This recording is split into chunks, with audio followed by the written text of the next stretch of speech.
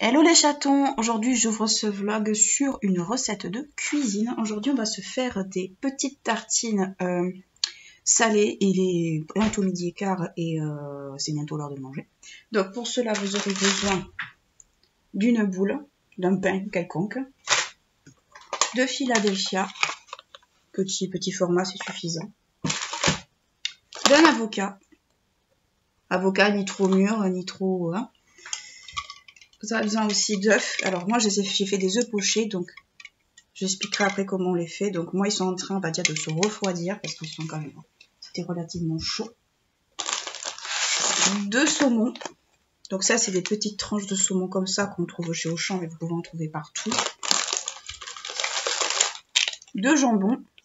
Et avec ça on va l'accompagner d'une petite salade. Donc moi c'est ça, bon, le chêne, enfin feuille de chêne comme ça, avec concombre et tomates. Donc pour commencer, on va commencer avec le pain.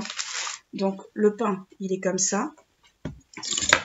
Vous prenez un couteau à pain. Les couteaux à pain sont comme ça, ils sont dentelés de cette manière. Et vous allez le couper sur la longueur. Donc, je vais essayer de vous montrer à peu près si j'y arrive. J'arrive à pencher la caméra correctement. Voilà. Donc, je vais en faire 4. Si vous avez du pré-tranché, c'est mieux. Mais bon, le pré-tranché, voilà. Donc là, vous avez vos tranches, comme ça. Et là, on va le laisser comme ça, parce qu'on va se couper. Voilà. Donc, j'enlève les miettes. Vous prenez une petite coupelle comme ça pour le Philadelphia. Pourquoi? Parce que le Philadelphia, il faut en prendre assez pour faire ce que vous avez à faire. Mais surtout, vous ne retrempez pas le couteau, parce que ça a tendance, en fait, pas à moisir, mais à s'oxyder. Donc le Philadelphia, c'est assez instable, c'est assez fragile. C'est comme ceci. Voilà, c'est comme ça. Je ne sais pas si vous voyez bien. C'est comme ça. Donc je vais en prendre juste assez. Là, il est sorti du frigo, c'est normal qu'il ait un peu cette tête. Voilà. On va le mettre de côté. Je vais faire pré-trancher quand même pré-griller mes tartines. Pour faire votre écrasé d'avocat, donc vous prenez un avocat mûr. Vous essayez pas de le peler, parce que je me souviens d'une anecdote où il y avait une copine à moi qui avait tenté de peler un avocat. C'était très drôle. C'était très cocasse. Donc on le coupe. Je pense que tout le monde sait couper un avocat, mais bon, je le montre. On le coupe comme ça. Oula. Ne vous coupez pas le doigt, ça ne servira à rien. Hop. Donc moi je l'ai coupé n'importe comment, mais on s'en fout. Donc moi il est bien mûr. Vous avez le noyau qui est juste là. Espèce de gros bidule. Avec une cuillère, on va le sortir toute la chair. Voilà.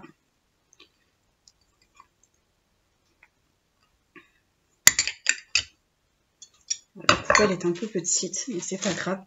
Et ce qu'on va faire, c'est qu'avec une fourchette, on va l'écraser complètement. En faire comme une espèce de bouillie.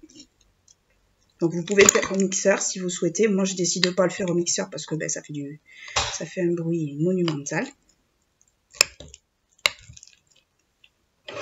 Hop. Alors, je sais qu'il y en a qui utilisent de l'avocat surgelé. Vous en trouvez chez Kikar. Moi, l'avocat surgelé, je suis pas trop confiante personnellement. Mais après, c'est chacun, on va dire, son temps, son budget aussi. Je sais que les avocats, c'est super cher, que c'est pas évident à produire, que ça vient souvent de l'étranger, tout ça, machin. Mais de temps en temps, bon, voilà. Donc ça fait une bouillie assez compacte. J'aurais dû prendre un truc beaucoup plus grand. Cet effet est fait. À peu près, voilà ce que ça donne. Donc je confirme, c'est petit et c'est pas évident. Hop. Je vais mettre un peu de citron. Donc, vous prenez un citron frais, moi j'ai du citron comme ça. Ça c'est chacun ses goûts. Voilà. Du sel. Un peu de sel, pas beaucoup.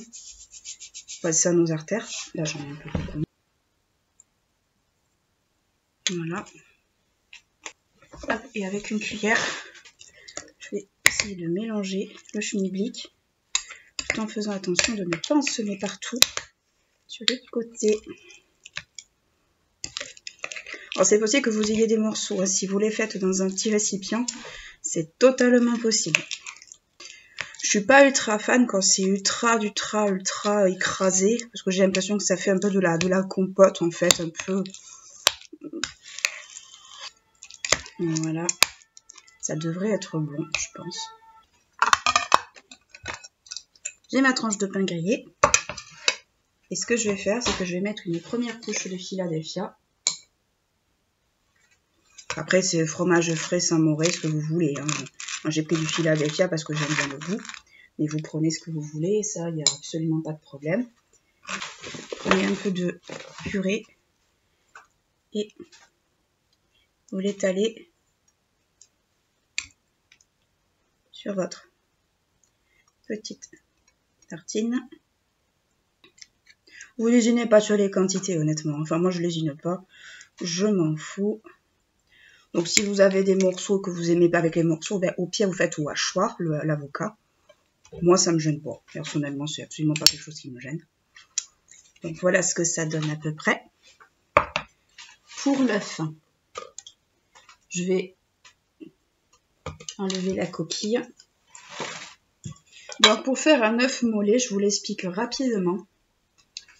L'œuf mollet, c'est 5 minutes.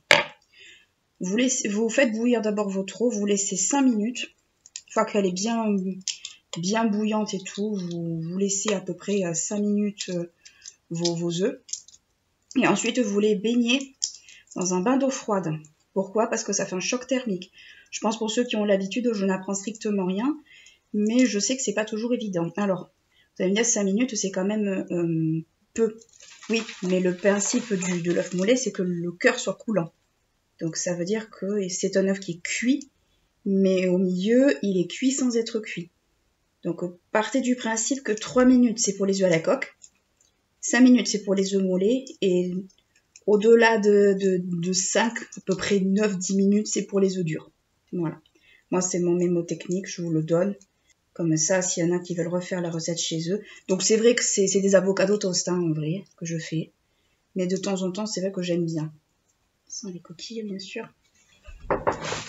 Donc voilà ce que ça donne à peu près. Donc mon œuf est un petit peu, on va dire, un peu moche. Mais bon, c'est pas grave, on s'en fout. Donc voilà pour la première. Pour la seconde, et qu'il est, mais le truc ne s'est pas enclenché. Donc merci le grille-pain qui ne fonctionne pas. Vous reprenez du Philadelphia.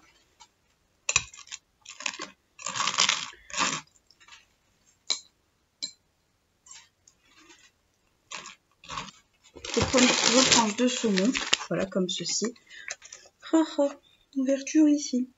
Mais bien sûr les gars, mais bien sûr. Hop, allez. Comme faisaient nos grands-mères, ne s'embêtez pas, moi non plus. Donc, moi c'est des toutes petites chiffonnades, mais c'est suffisant en vrai. Il n'y a pas besoin d'en mettre 50. Hop. Ça ressemble à ça, ça sent très bon sur les temps passants. Le saumon sent très très bon. Donc c'est des mini tranches, hein, mais c'est suffisant. Toi tu vas de ce côté. Et on va essayer de choper une tranche. Alors c'est des tranchinettes un peu. Voilà. Un peu de citron. Pas trop, juste un petit peu. Mon citron va à côté bien sûr. Comme d'habitude, j'ai eu un petit peu. Donc voilà ce que ça donne. J'espère que ça vous fait envie. Moi, ça me fait grave envie. Et pour la dernière, ben oui, parce que on va pas s'arrêter là. Je vais refaire du pain grillé. Pour la toute dernière, on va faire quelque chose que j'aime, que l'ancien Monsieur Johnson faisait de temps en temps. Je vais faire ce qu'on appelait du pain tomate. Donc je pris une tomate. Donc moi, c'est une tomate du jardin, mais vous pouvez prendre une tomate quelconque. Et je vais la couper en deux. Alors, il y en a qui mettent du jambon de pays. Moi, je n'en ai pas, donc je vais utiliser du jambon blanc, comme je vous l'ai montré. Voilà. J'ai enlevé au préalable le trognon parce que se mettre des fils de trognon dans les dents, merci. Et pendant ce temps, ce qu'on va faire, c'est qu'on va couper le concombre pour notre salade. Donc, je l'ai lavé au préalable avant qu'il y ait des mauvaises langues. Je vais le couper en deux parce que concrètement, on n'est que deux ce midi. Donc, un demi-concombre, c'est suffisant. Et je vais le couper en rondelles. Donc, je précise que je ne suis pas chef cuistot. Donc là, on a notre concombre. Voilà, qu'on va mettre de côté, juste là. Pour le pain est grillé. Donc, ce qu'on va faire avec notre tomate, c'est on va frotter la tomate. Donc là, je pense que je vais clairement la couper en deux parce que là, ça sera pas du tout, on va dire, facile. On va frotter la tomate, en fait, sur le pain grillé. Voilà. Vous humidifiez. Vous prenez votre jambon. Alors, je fais attention parce qu'il y a un amateur de jambon qui est pas loin et j'ai pas envie de le voir débarquer. Donc, vous prenez votre jambon. Moi, je vais prendre le couteau qui est là, mais vous pouvez prendre un couteau propre. Bon, c'est juste que j'ai pas envie de faire cassoline et cassolettes pendant 2 heures. Ceux qui connaissent pas l'occitan, ça veut dire, en gros, 50 casseroles, on va dire, pour un plat. Voilà. Et puis surtout quand on n'a pas envie de faire la vaisselle pendant 2 heures. Donc, voilà ma tranche de jambon que je vais mettre comme ceci. Je vais bien disposer. Hop, ça, mon assiette. Bah, disposer comme ça. On va prendre un petit filet d'huile d'olive. Et voilà. Rien de plus simple. Il y en a qui rajoutent des capres. Moi, j'en ai pas parce que je suis pas très très capre. Et voilà ce que ça donne pour nos tartines de midi. C'est beau, hein? Pour la petite salade, donc on va garder nos concombres. Mais on va faire avant tout la vinaigrette. Donc, vous aurez besoin de sauce soja et d'une huile neutre. Donc moi, c'est de l'huile de tournesol. Vous pouvez rajouter du vinaigre, mais moi, le vinaigre, j'avoue que je ne le supporte pas très bien. On va pas mettre beaucoup de sauce soja. Voilà, juste un petit fond, pas plus. Voilà. Parce que tout le monde n'aime pas ça. Moi, j'aime bien, il y en a qui n'aiment pas. On met un petit peu d'huile, pareil. Voilà, pas beaucoup. Je préfère les huiles neutres avec le soja. Après, vous pouvez mettre de l'huile d'olive. Moi, c'est juste une petite préférence que j'ai. Vous pouvez rajouter des graines de sésame. J'en ai pas. Mais c'est vrai qu'avec... On va prendre notre petite feuille de chêne qui est là. Bon, si vous avez la foi de trier une salade, je vous souhaite, je vous admire, surtout. Moi, non. On va mettre notre petit concombre. Voilà, il y en a beaucoup, mais c'est pas grave. C'est meilleur, puis il y en a mieux c'est. Et on va mettre notre petite reste de tomate. Notre petit reste de tomate. Rien ne se perd. Je vais aller chercher même des olives. Ça rajoutera un petit peu plus de gourmand. Hop, que vous coupez. Alors d'habitude j'enlève les graines, mais là il n'y en a quasiment pas. Enfin, je les enlève parce que j'ai un problème au niveau d'une dent. Voilà. Je garde mon reste de tomate pour une autre assiette. Mais rien ne se perd. Dans la cuisine, en général, rien ne se perd. Donc voilà ce que ça donne. Il faudra battre après la salade après. Et voilà globalement ce que ça donne avec nos petites tartines. Donc voilà ce que ça donne notre petite salade épuisée, on va dire. Enfin, remuée quoi.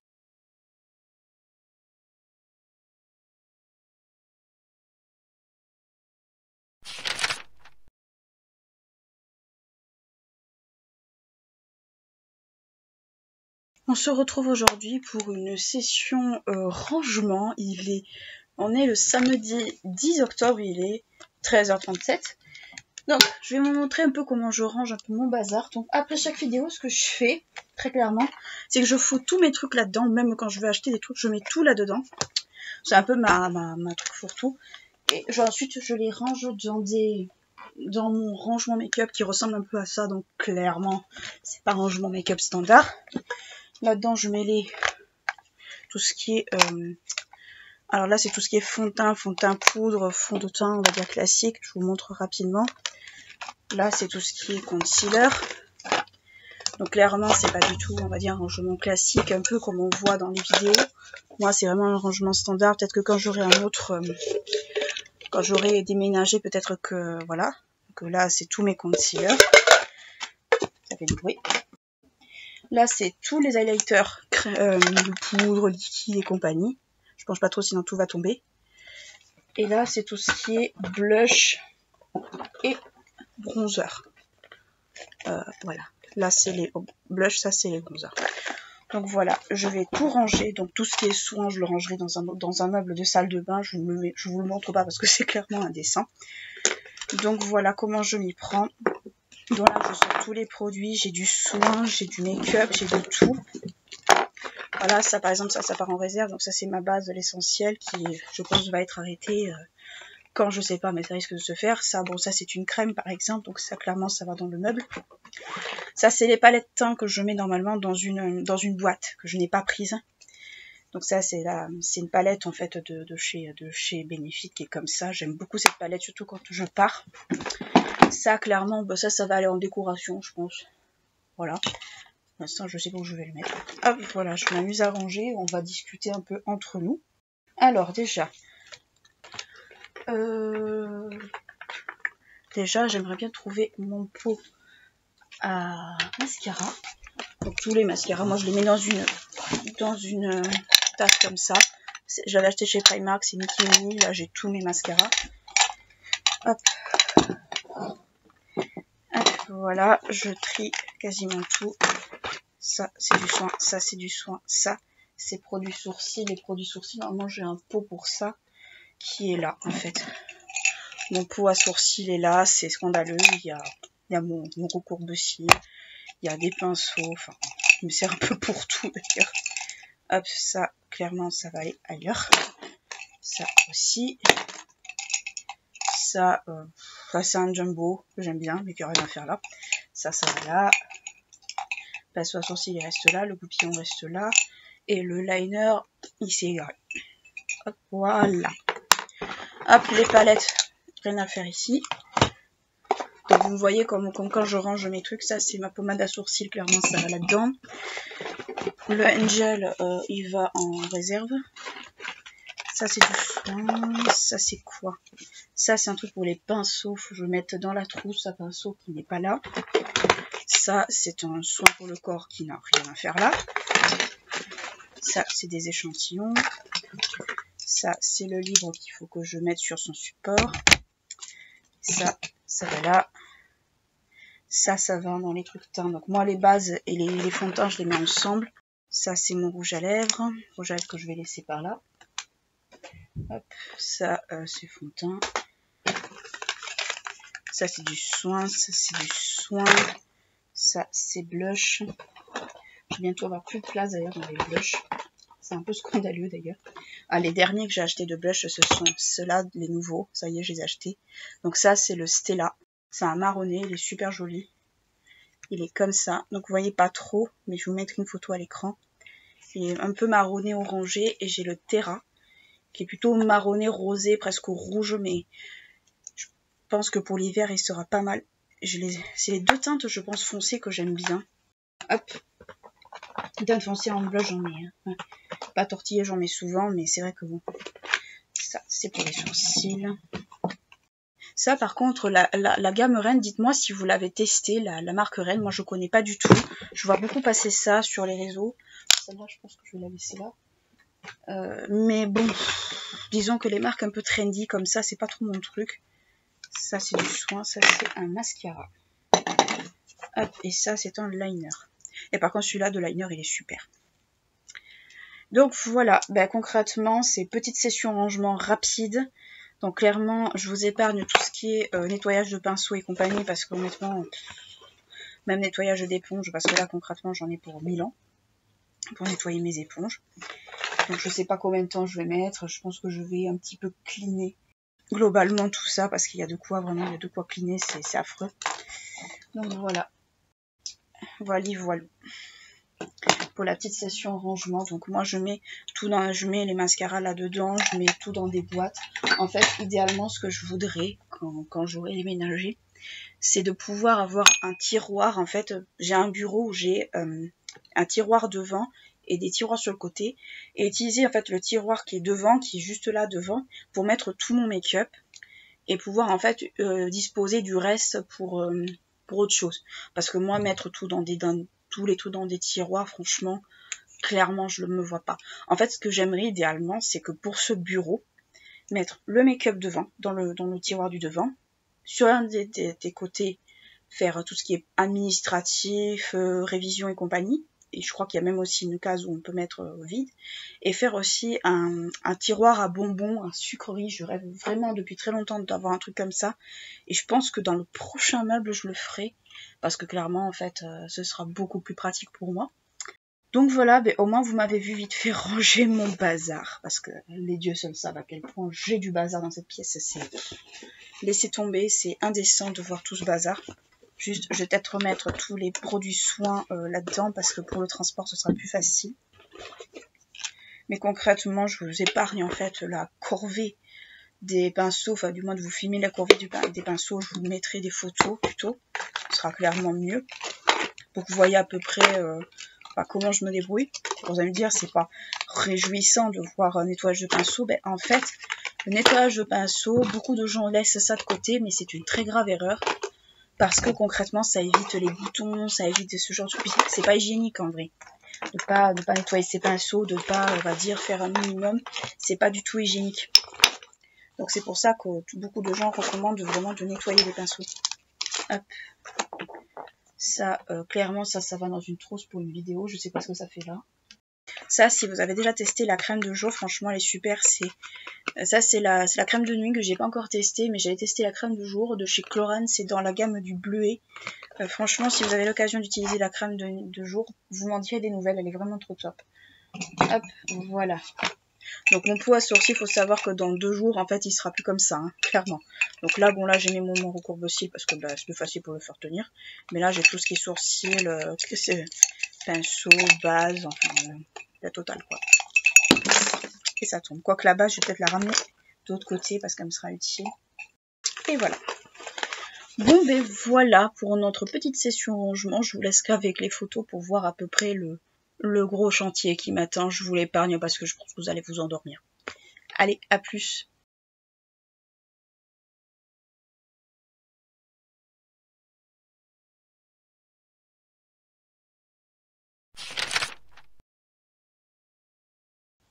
Coucou tout le monde, j'espère que tout va bien. Je suis désolée si je dois chuchoter, mais je ne suis pas toute seule dans la maison. Et surtout, il y a des gens qui dorment encore à cette heure-là. On est le samedi 22 octobre, il est 13h50, donc on est juste après l'heure du repas. Je pense que je vais clôturer ce vlog parce que je voudrais pouvoir vous le poster pour lundi. Et surtout, lundi, j'aimerais pouvoir en fait vous embarquer avec moi. Enfin, je pense que je vous embarquerai avec moi pour les 15 prochains jours parce que j'ai prévu de faire pas mal de choses. Concrètement, je vais vous faire un petit point parce que je pense que vous avez vu les photos précédentes. Donc, j'ai réussi à avoir 2 places de concert, 2 pour les Chaka Ponk pour le 2 décembre 2023, bien sûr. Mais comment vous raconter cette galère? Déjà, j'étais à 13h. Pas 13h, à midi. Midi, j'étais au taquet. J'étais sur le site des Chaka où j'étais là. J'avais vraiment envie d'avoir les places et tout. Enfin, à midi. Déjà, tous les liens n'étaient pas activés. Et je pense aussi que c'était Je pense aussi qu'il y avait aussi déjà beaucoup de monde. Et puis je pense aussi que les webmasters qui s'occupent du site des Chaka, concrètement, n'avaient pas mis tous les liens. Ça laguait énormément. Je crois que j'ai mis plus d'1 heure, ne serait-ce que pour essayer de me connecter. Ça m'a gavé. Je suis allée manger. Je suis allée sur d'autres sites. Alors, il y avait les pré-ventes, en fait, le 13 octobre. Et il y avait d'autres points de vente le lendemain qui avait été prévu. Je crois que pour le Zénith de Toulouse, c'était le 14. Et puis pour un autre site, c'était le 17. Donc voilà, j'avais fait des réserves un peu de tous les côtés parce que je voulais vraiment avoir les places. Donc moi, je les ai eu en pré-vente et fort heureusement. Désolée. Et donc déjà jusqu'à midi et demi, je rafraîchissais, rien ne bougeait, c'était une horreur. J'ai laissé tomber, j'ai continué à travailler, j'ai continué à faire mon podcast sur Amon. D'ailleurs, si ça vous intéresse, j'ai posté là, à l'heure où ce vlog sera posté, mon podcast sur Sekhmet sera sorti. Allez le voir, franchement, si ça vous intéresse, si la religion égyptienne vous intéresse, ça pourrait drôlement vous intéresser, ou si vous connaissez des gens autour de vous qui sont passionnés sur ces trucs-là, donc n'hésitez pas à partager, vous savez un peu comment ça marche. Donc bref, pour en revenir à mes places pour Chaka Ponk, j'ai réussi à être en file d'attente, puis, alors première fois en file d'attente, on était 700-800 à attendre, donc c'était quand même allé assez vite normalement. J'ai pris mes places pile au moment de payer. Retour à la case départ, le retour de la loose. Donc, rebelote, j'attends. Deuxième file d'attente, et là on n'était plus 700, on était plus de 2000 ou 3000. Donc j'ai attendu. J'ai réussi à avoir mes places, à payer et tout ça. Je les ai eues à 16h. Honnêtement, quand je suis sortie, que j'ai réussi à les avoir, à avoir le mail de confirmation avec les billets et tout, j'étais tellement contente que j'ai limite sauté partout, quoi. J'étais tellement contente, surtout que ces places, moi je voulais aller les voir. En plus, c'est la der des der, c'est la dernière tournée après le groupe a décidé d'arrêter et tout. Donc vraiment, j'avais très envie d'avoir ces places. Pour moi, c'était ultra important de les avoir. J'ai pris 2 places, une pour moi et une pour une autre personne. J'ai pris les places en fausse, donc carrément devant la scène. Donc je pense qu'il va falloir que je m'arme de réducteur de bruit. D'un côté, j'ai envie parce que bon, quand même, il faut que je protège mon audition, mais d'un autre côté, j'ai pas envie parce que je veux profiter du concert également. Mais je verrai bien de toute façon, au moment où, de toute façon, c'est 2023, j'ai le temps. Mais j'étais tellement contente, j'ai partagé ça sur tous les réseaux, j'ai partagé ça même sur j'ai tagué même les membres du groupe et tout ça, donc franchement, c'était super, franchement, j'étais contente de les avoir. Donc j'ai trop hâte de voir Chaka Ponk pour la der le 2 décembre 2023.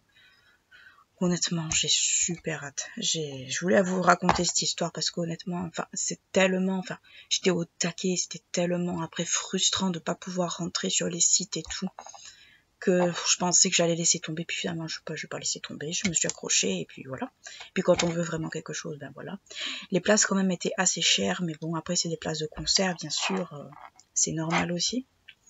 Donc voilou, j'espère que ce petit vlog vous aura plu. Alors c'est un vlog qui est très court, c'est des vlogs encore un petit peu décousus, mais j'essaie un peu d'affiner un peu ma méthode et tout. Je montre pas tous les aspects de ma vie parce que concrètement tout n'est pas intéressant, on est bien d'accord, c'est une vie totalement banale. Donc voilà, écoutez, n'hésitez pas à lâcher un petit like, ça fait toujours plaisir, à vous abonner à la chaîne si ce n'est pas encore fait. Moi je vous fais de très gros bisous et je vous dis à très bientôt. Ciao.